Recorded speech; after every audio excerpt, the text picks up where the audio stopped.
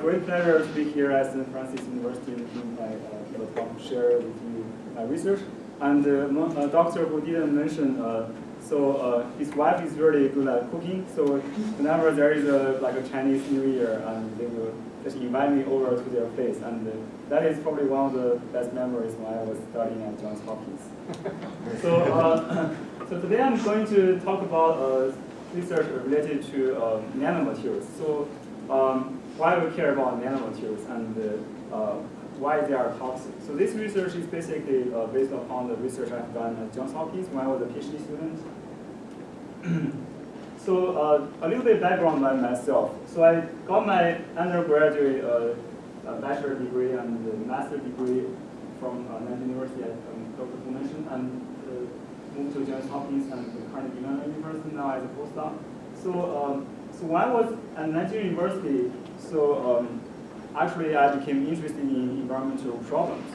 So the city I grew up in basically is a coal mining city. So there is a huge air pollution and water pollution problems. So that is why I got interested in environmental engineering. I want to study technologies that can be used to treat polluted water to make our water cleaner. So when I was a master's student in China, I did a research on a project related to dye wastewater treatment. So we know the clothes we wear use a lot of dye, but in the US it's probably not a big issue, but in a lot of developing countries like in China, so dye wastewater is really a major polluting source that is harming the aquatic life, as well as it causes aesthetic concern.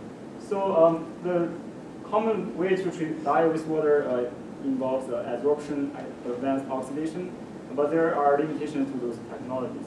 When I was a master's student, we developed a method to treat dye wastewater using photochemical processes.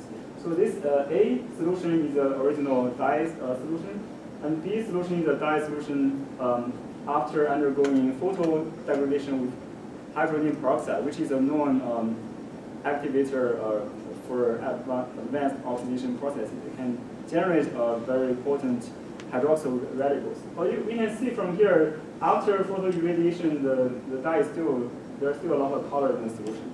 And the technology we developed, so basically based on dye keto process, so after UV irradiation, you can see the color is almost removed. So this is much more efficient than the conventional UV hydrogen peroxide process. Then move to Johns Hopkins and study the safety of nanomaterials. So I will talk more about that later in this presentation. And then now at Carnegie Mellon University, I'm looking at electrochemical desalination. So now, so here in Pennsylvania, water resource might not be a big issue, but in Western U.S., when there is a very dry season, so water shortage is a very big concern. So electrochemical desalination plays a role in low salinity water treatment. So we have water that has some salts, but the salt concentration is lower than seawater. And now the electrochemical desalination can be more energy efficient than reverse osmosis. Because reverse osmosis, you are basically removing water from the salt water. And if the salt concentration is low, this could be energy intensive. By using electrochemical desalination, we are actually selectively removing ions. We are leaving the water behind. So that could be more energy efficient when we have a low salinity water, such as brackish water, which is a huge water resource in the US.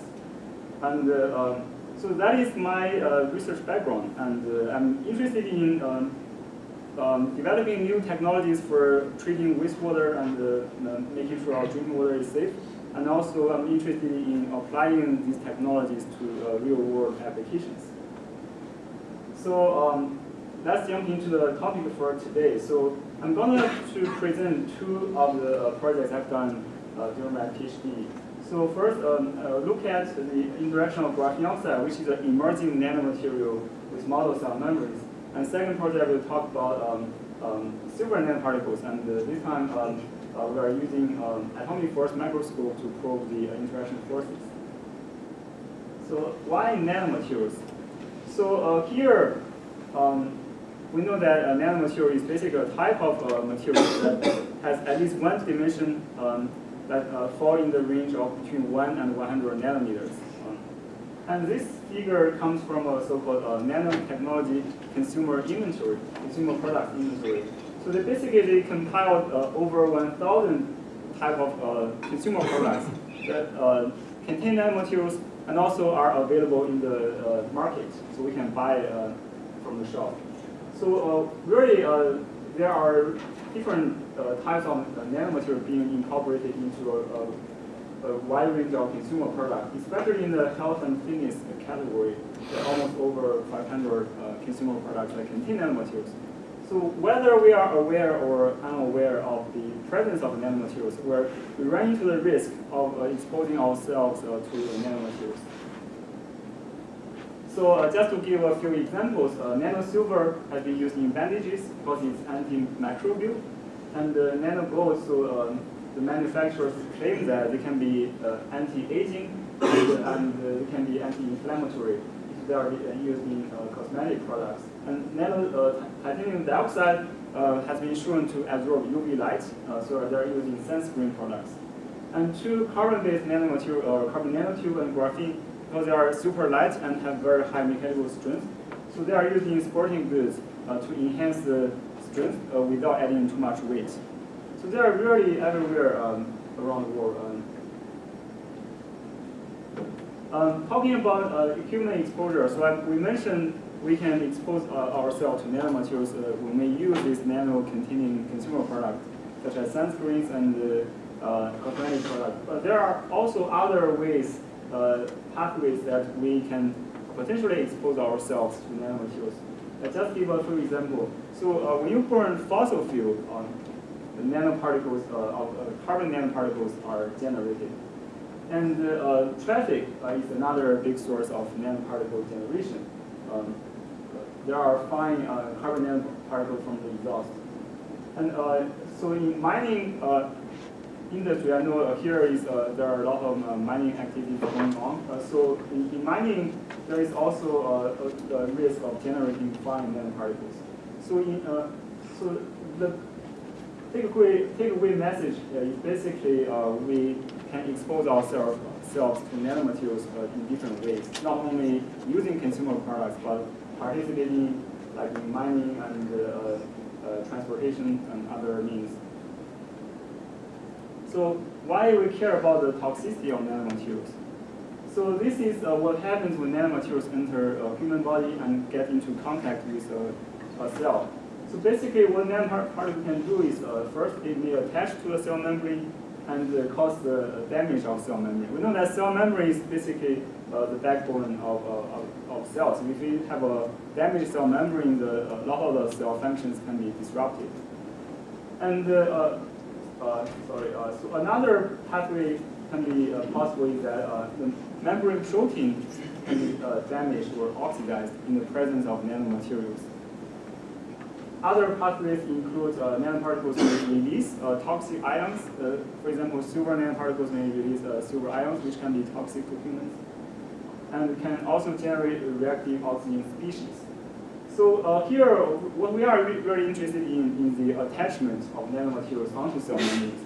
So you can see here, so the damage to cell membrane happens after a nanoparticle attached to the membrane surface. And the oxidation or damage to the membrane protein also happens when there is nanoparticles depositing on the surface of the cell membrane. So in our research, we are specifically looking at the interactions between nanomaterial and the cell membranes. So here is an illustration of cell membranes, and if we have nanoparticles enter biological fluids, the nanoparticles can attach to the cell membrane. So here we are interested in looking at the propensity, which is the likelihood for a nanoparticle to attach to the cell membrane. And there is another process we are interested in, which is the disruption of cell membrane or the damage to the cell membranes. As we mentioned, damaging cell membrane is an important mechanism for the toxicity of nanomaterials. And lastly, we are interested in the penetration of nanomaterials through the cell membrane.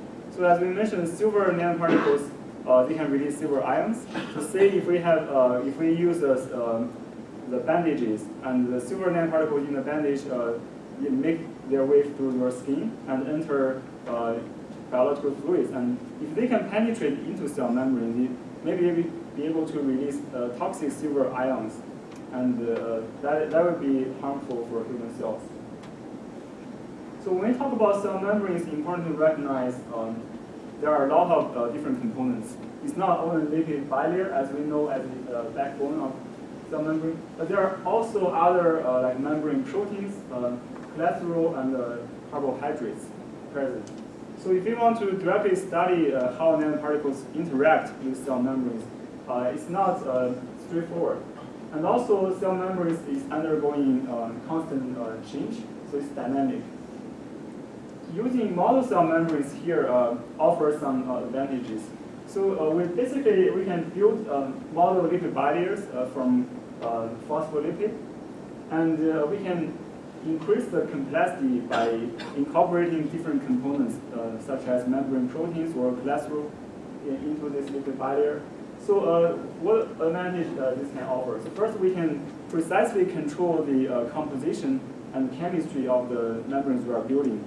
And second, we are eliminating the effect of cell growth. So we can basically study the very fundamental interactions between nanoparticles and the cell membranes by using these artificial or model cell membranes. So let's jump into the further one. Graphene oxide and graphene, they are pretty hot topic recent years. So graphene was isolated in 2004, and it's basically a one single layer of carbon atoms. And the reason it's nanomaterial because on one dimension it's very thin, only one atom. So it consists of sp2 hybridized carbon atoms, and because it has a very high electrical conductivity, it can be used in a variety of electronic devices.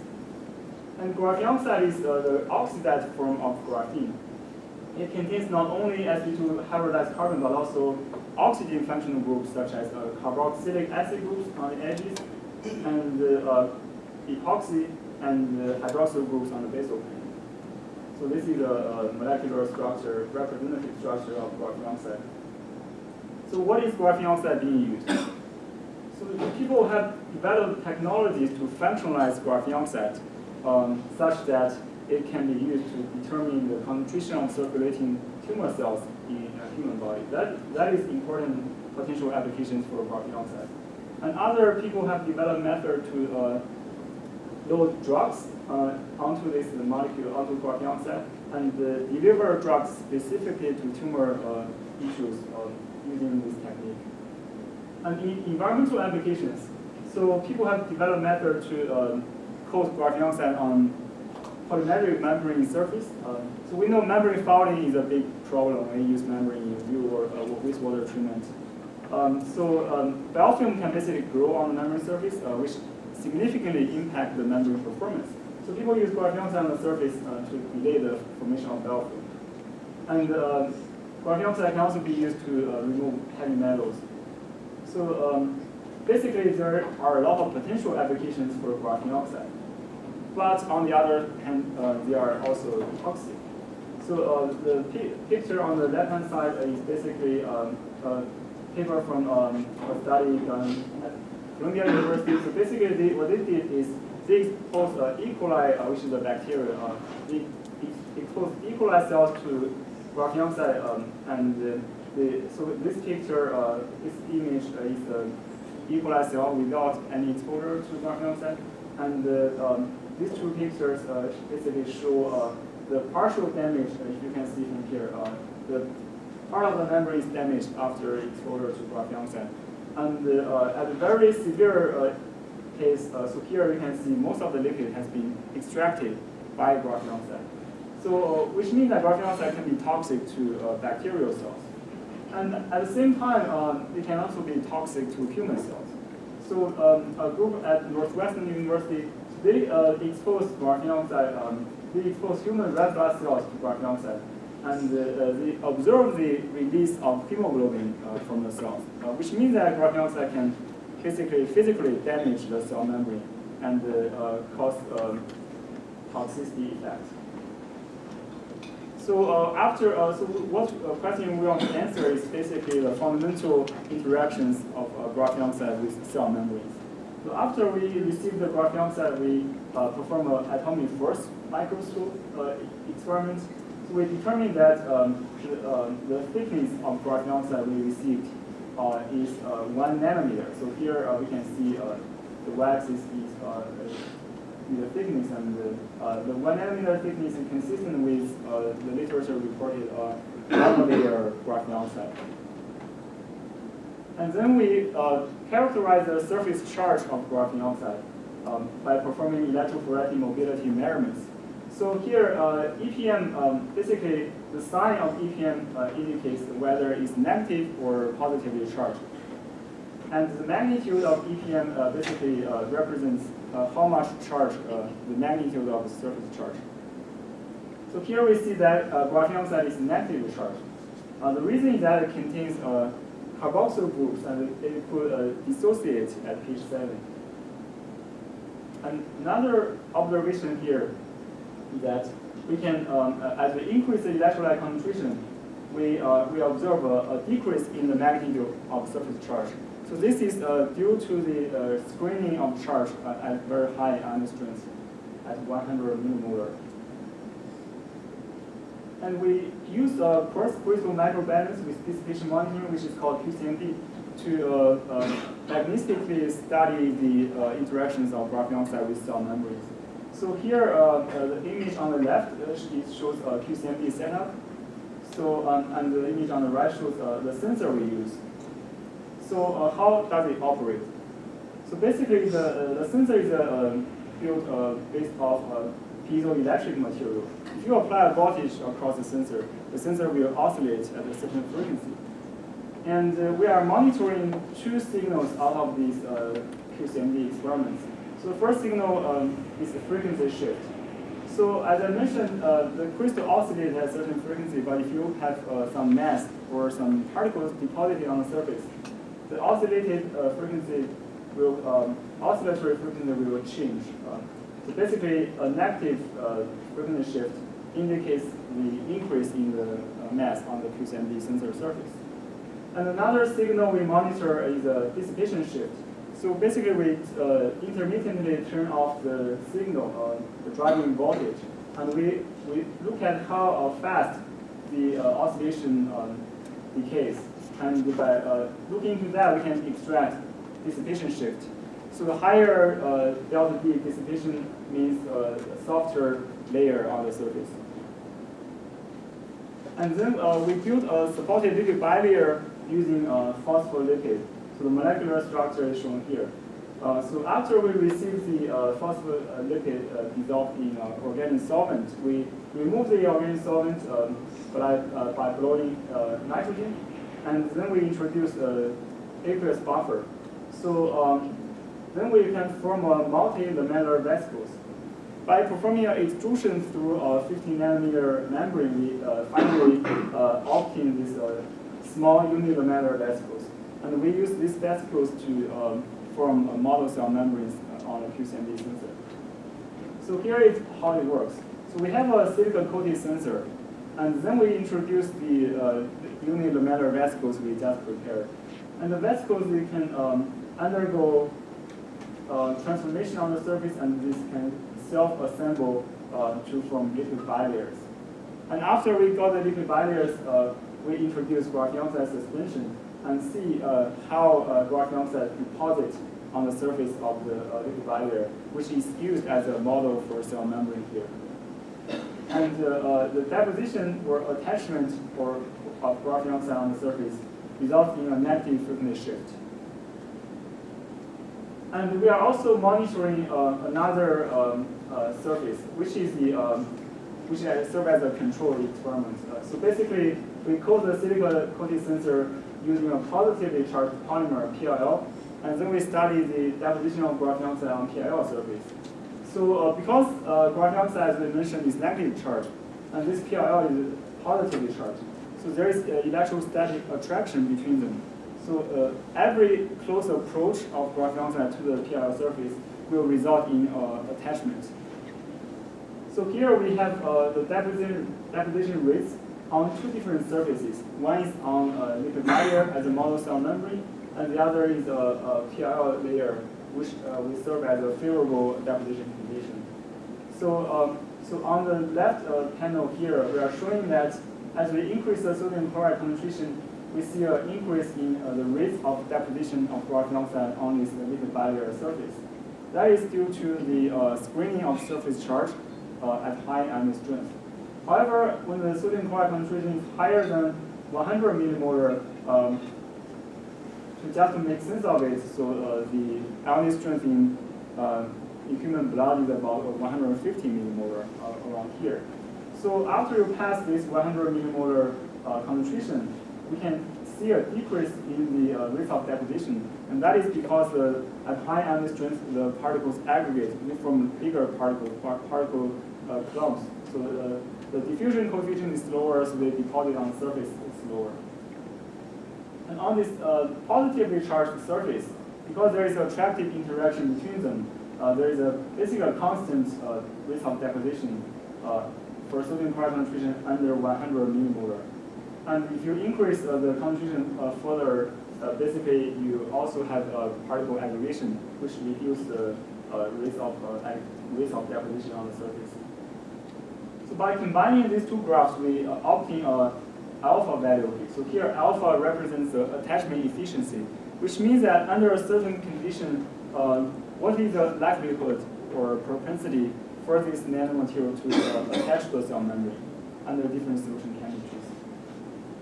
So we basically normalize these values and calculate the attachment efficiency. So as we mentioned, it's calculated by normalizing the deposition rates on liquid bilayer surface by the deposition rates on the PLL-coated surface. So this graph shows the propensity for graphene oxide to deposit on the model cell membrane surface under different ionic strength conditions. And from this figure, we can see two regimes. The first is slow regime. If you increase the cell concentration, you basically have higher attachment efficiency.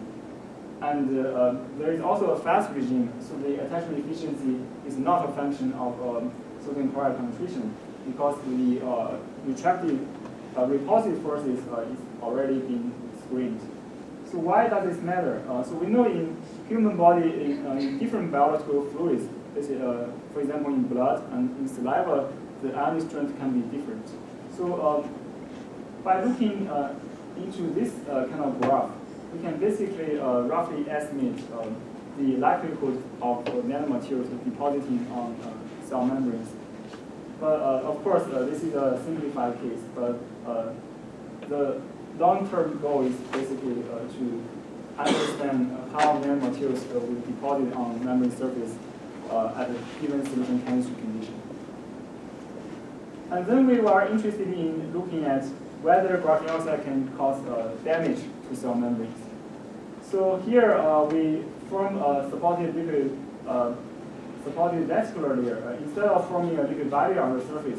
So this time we use a gold-coated sensor, and the vesicles they do not rupture, so they just stay on the surface.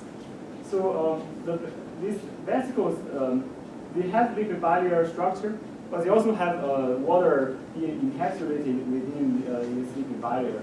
So we can use this model as a model for a cell to see whether we can use nanomaterials to damage cell membranes. And after the membrane is damaged, the water within the liquid bilayer will be released.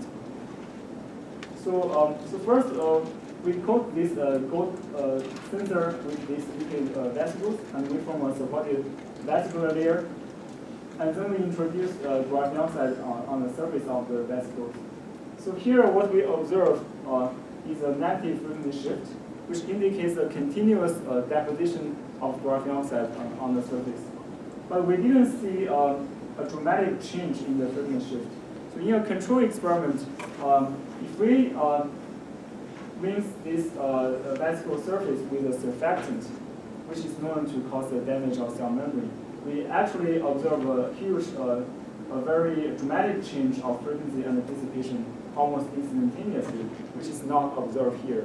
So this result indicates that graphene oxide they deposit on the vesicle surface, but they do not induce significant rupture of the vesicles. So that is good news. However, at this point, we don't know whether there are some tiny holes formed on the cell membrane, because that cannot be detected by QCMD measurements. So we go ahead and we develop another method to couple QCMD measurements with fluorescent measurements. So we prepare these vesicle suspensions encapsulated with fluorescent dye, and then we deposit vesicles on the QCMD surface. And we remove the external dye by performing a buffer rinse.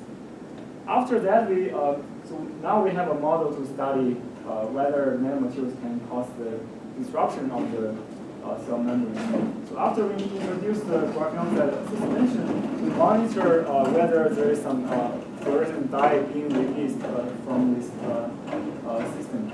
So the release of the dye from the vesicles basically indicates that there is some disruption or pores being formed on the cell membrane surface. So here is some results. The x-axis is the time, and the y-axis is the dye concentration in the outflow. So we performed two experiments. So in one of the experiments indicated by the red line here, we exposed the vesicles to graphene oxide suspension. And in the blue line here, so we perform a control experiment. We just rinse the vesicles with a sodium chloride concentration of 150 millimolar. If you compare these two profiles, you can clearly see a difference. So the experiment with graphene oxide shown this result is showing that we have a higher concentration of dye being released, which indicates that some pores are being formed on the surface of the vesicles. And we zoom in this deposition of graphene oxide stage. So here we see a clear difference between the graphene oxide and the control experiments. So which indicates the release of the dye, and also further indicates the formation of local disruption on the cell membrane surface. So interestingly, after graphene oxide deposition, so we switch to the solution to background sodium chloride, and we see almost instantaneous drop of dye release. So here from 0.06 to close to 0 within here is about 20 minutes. So this result indicates that the disruption of the cell membrane basically can be self-repaired. So what does that mean? So we know, according to others' results, graphene oxide can cause the damage to human red blood cells. But our results indicate that under certain conditions, the damage can be self-repaired by human cells. And we dig into the literature, and we found some theoretical explanation for this. So basically, when you have very sharp nanomaterials depositing on the cell membrane surface, so the sharp corners of the nanomaterial can penetrate through cell membranes, and the membrane tension is driving this pore opening process.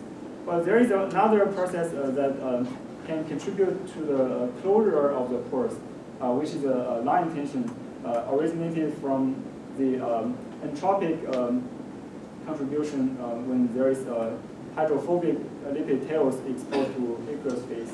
So these two forces are interacting together, and so eventually the line tension will draw the closure of the pores. So this is good news. So when some nanomaterials they damage the cell membranes, which may not seem good, but on the other hand, human cells have the ability to repair local damages or tiny damage on the cell membrane. So previously we have been talking about the interaction between nanomaterial, which is graphene oxide, with model cell membrane, and that is not what happens really in biological systems. So when nanomaterials enter biological fluids, so oftentimes they are first coated by a layer of organic macromolecules. So protein is one of the examples. So there is a so-called term of protein corona. When nanoparticles enter this biological fluid, such as human blood serum, we know that there is a variety type of proteins present in human blood. And these proteins, they will readily absorb onto the nanoparticle surface and influence their surface chemistry and other surface characteristics. So this results in a change, direct change of the toxicity of nanomaterials. So this figure here basically shows, so the researchers, they expose bare graphene oxide as well as graphene oxide coated by serum protein. They use these two types of nanomaterials to study the toxicity of graphene oxide. So basically what they found here is, so when we have protein-coated nanomaterials, so the cell viability is higher, which means that the presence of protein coating actually decreases the toxicity of graphene oxide. So here we are going to study the interaction of this human serum albumin, which is the most abundant protein in human plasma, and how it interacts with graphene oxide. So, this HSC has a typical concentration of 35 to 50 grams per liter in blood, and it's also present in saliva. And as shown in this figure, is heart-shaped. So, what we are interested in here is shown on this page. So first, we want to study how much protein is absorbing on the surface of graphene oxide. We are using two techniques. One is the batch adsorption, in which we just expose the graphene oxide to a protein solution, and then we measure the concentration difference before and after adsorption. So this experiment gives us the absolute mass of protein absorbing on the surface of the graphene oxide. And we are also using another technique, which is the quartz crystal microbalance, QCMD. So by using this technique, we are not only measuring the amount of protein absorbed on the surface, but we are also probing the water being associated within these adsorbed protein molecules. So basically, protein will be absorbed onto the nanoparticle surface. Water is being trapped within this protein layer. And then we are basically studying three conditions: pH, calcium, and strength, how they will influence protein absorption. And after a protein corona is formed, how this protein corona will influence the likelihood of nanomaterial depositing on the surface of cell membranes. So here we use liquid bilayer as a model. So first thing to do is to coat QCMD sensor with graphene oxide. So here we use a layer by layer approach. We first coat the sensor with PLL, which is a positively charged polymer, and then we introduce graphene oxide to form a complete coating of graphene oxide on the surface of the sensor, which is shown by this frequency dissipation shift according to these QCMD measurements.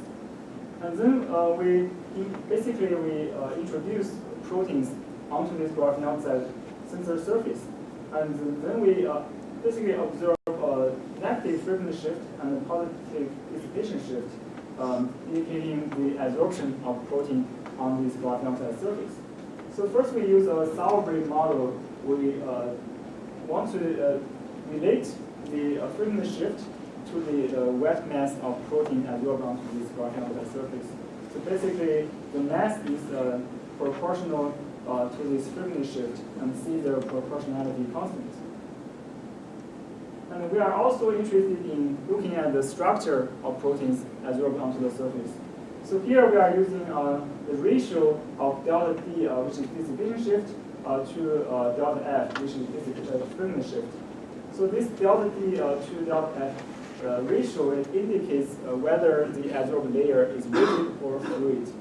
So we mentioned dissipation shift characterizes whether it's a soft or rigid layer, and the higher ratio of this delta D to delta F, the more hydrated or more fluid the layer is, and the lower ratio represents a more rigid or compact layer. So first we did some adsorption studies. So the x-axis is the equilibrium concentration of proteins after adsorption, And y-axis is the amount of proteins adsorbed onto the graphene oxide surface. So we can see here at page 7, as we increase the ionic strength, sodium chloride concentration from 1 to 150 millimolar, we see an increase in the adsorption of protein onto graphene oxide surface. And that is because both protein and graphene oxide are negatively charged at pH 7, so there is an electrostatic repulsion between them. And the increasing ionic strength will certainly result in decrease in this repulsion and further increase in adsorption. However, when we did the QCMD measurements, here we get a different trend. So highest adsorption of HSE happens at 30 millimolar. So difference between these two techniques, as we mentioned before, is QCMD also monitor the water being associated with the protein molecules. So this result basically indicates that there is more water being trapped in the protein layer at 30 millimolar, and the protein takes a more extended conformation. And then we look at the delta D over delta F value here.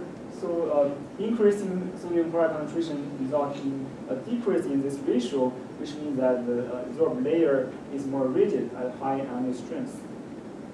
So what happens here is when protein, this is protein molecule, when protein molecule adsorb onto the surface of graphene oxide, there is both intermolecular repulsion and intramolecular repulsion.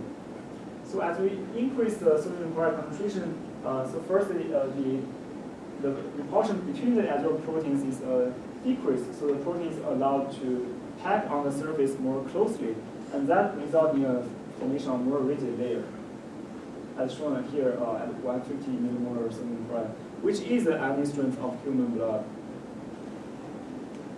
And why does that matter?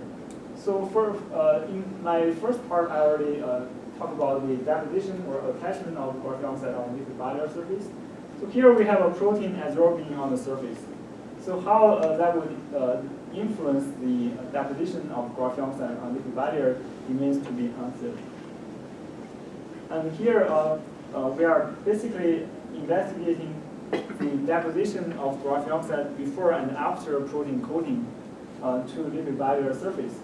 So the gray bar is the attachment rate of graphene oxide onto liquid bilayer, and the blue bar is the attachment of protein-coated graphene oxide to liquid bilayer surface. So here we basically see a reduction at both 30 and 150 millimolar when there is protein coating on the graphene oxide surface. However, the degree of reduction is much more significant at 30 millimolar. Ionic strength. So why does that happen? So as we mentioned before, at 30 millimolar, there is more water being trapped in the adsorbed protein layer. So the protein can take a more extended conformation.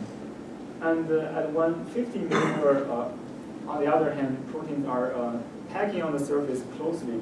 So it's a compact and rigid layer. So when this protein-coated nanomaterial approaching this cell membrane surface, the proteins at 30 millimolar will generate a higher steric repulsion between graphene oxide and the liquid bilayer surface. So why steric repulsion? It's basically the protein chains are compressed when the graphene oxide approaches the surface. So this compression is entropically unfavorable, so it gives rise to a repulsion.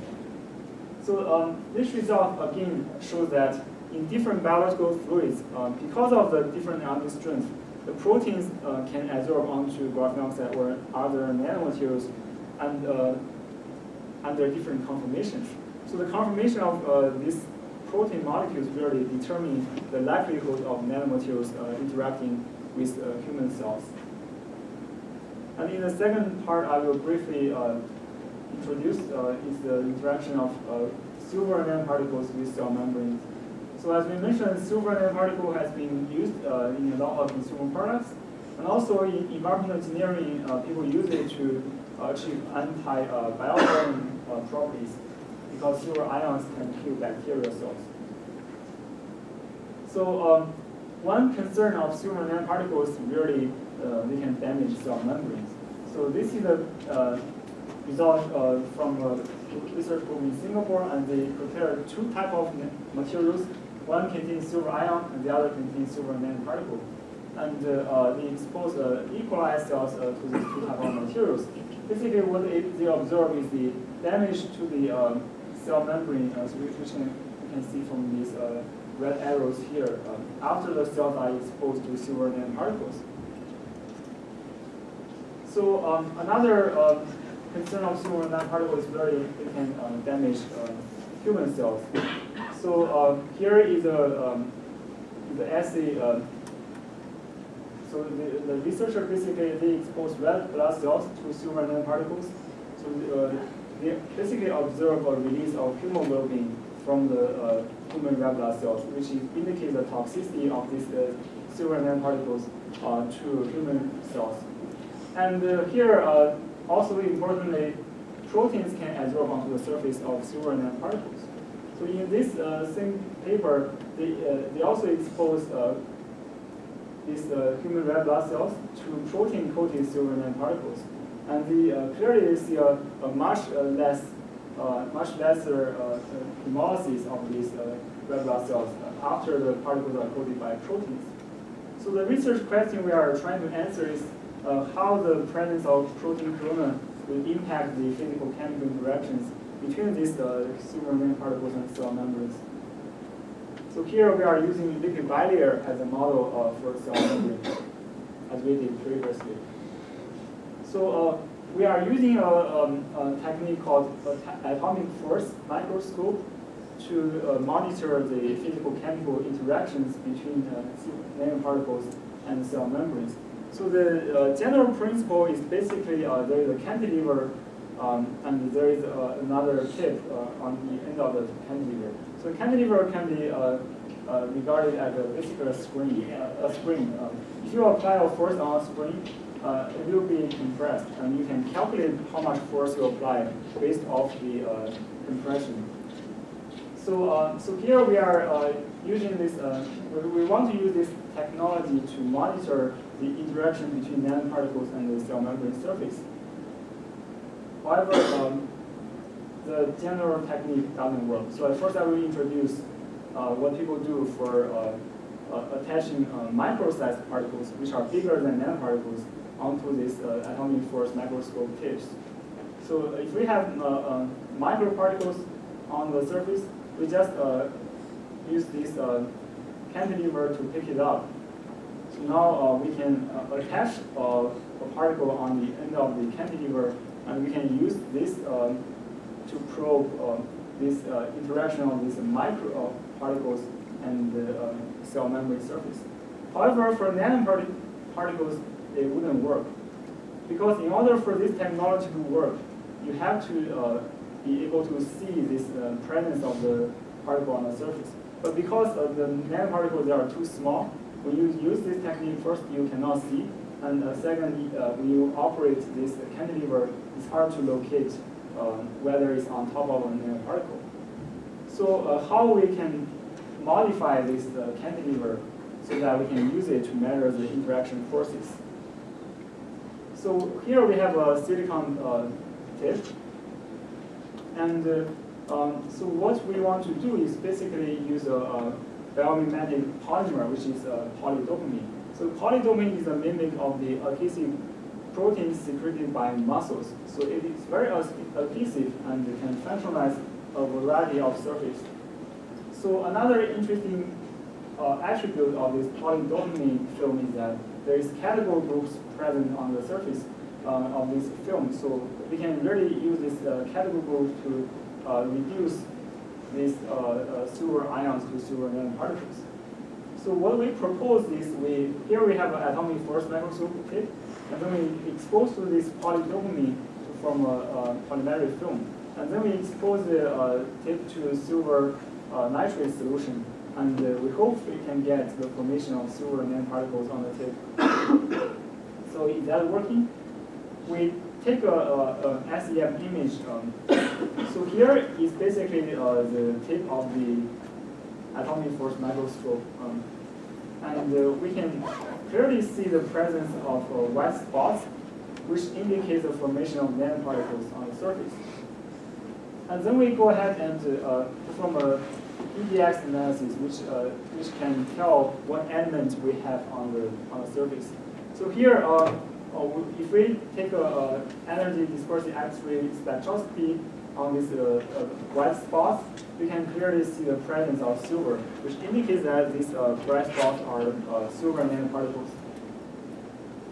And because we want to use this technology to measure the interactions between silver nanoparticle and the cell membrane, so first we form a lipid bilayer. So I'm going to skip this part because basically the thickness of the bilayer is 4 nanometers according to our measurements. And we did the first measurements. So basically, so the x-axis shows the distance between the nanoparticle and the membrane surface. The y-axis shows the force. So positive force is shown as is indicating a repulsive force, and the negative values shows attractive force. So here we are having repulsive force when we have silver nanoparticles approaching the cell membrane surface. If we have proteins absorbing on the surface of the nanoparticles, so as is shown by the red profile here, we can actually see a higher repulsion between the nanoparticles and the cell membrane surface. So all the proteins we can absorb on the surface, they can contribute to additional repulsion between the nanoparticle and cell membranes. So what happens if you only have nanoparticles, so the electrostatic repulsion will dominate when the particles is approaching the membrane surface. However, if you have proteins, in addition to the electrostatics, you also have static repulsion present. So that will decrease the likelihood of nanoparticles depositing on the membrane surface. Another aspect we are interested in, as we mentioned before, is whether these nanoparticles and how easily they can penetrate into cell membranes. So we also use this AFM technique. So, if we increase the applied force more, we can have this kind of breakthrough here. So that indicates basically the particle they snap into the membrane and get into contact with the substrate, which indicates that under a certain applied force, the nanoparticles we can penetrate into the cell. So we are comparing these breakthrough forces without human serum albumin protein and with protein protein. So we can see that there is an increase in the forces required for the nanoparticles to penetrate cell membrane. So then we want to understand why this happens. We measure the size of the silver nanoparticles before and after protein coating, and we can clearly see an increase in the diameter of the particles. So so here is showing that if you have proteins present, it will make it harder for the particles to penetrate into cells. So the summary for this part is we can basically prepare AFM tips coated by silver nanoparticles, and we can use it to measure the interactions between the nanoparticles and cell membranes. I will skip that part, and I'll skip this part as well. So for future work, what we are trying to do is basically we want to increase the complexity of the model cell membrane we are building. Eventually, we can use it to mimic real cell membranes. And we want to develop an online screening tool. So if some companies, they want to say they want to incorporate some nanoparticles to their consumer products, and we can use this online screening tool to see the likelihood of these nanoparticles depositing on the surface, as well as whether the particles can damage cell membranes before they put the nanoparticle containing products into the market. So we can really reduce the risk of utilizing nanotechnology by using this technology. But eventually, we are going to do a lot more work looking at more realistic membranes and more realistic nanoparticles after they undergo biological and environmental applications transformation. So I want to thank Professor Kai-Yu Chen's research group, including Meng and the National Science Foundation for supporting this work, and our collaborators at Johns Hopkins. Thank you very much.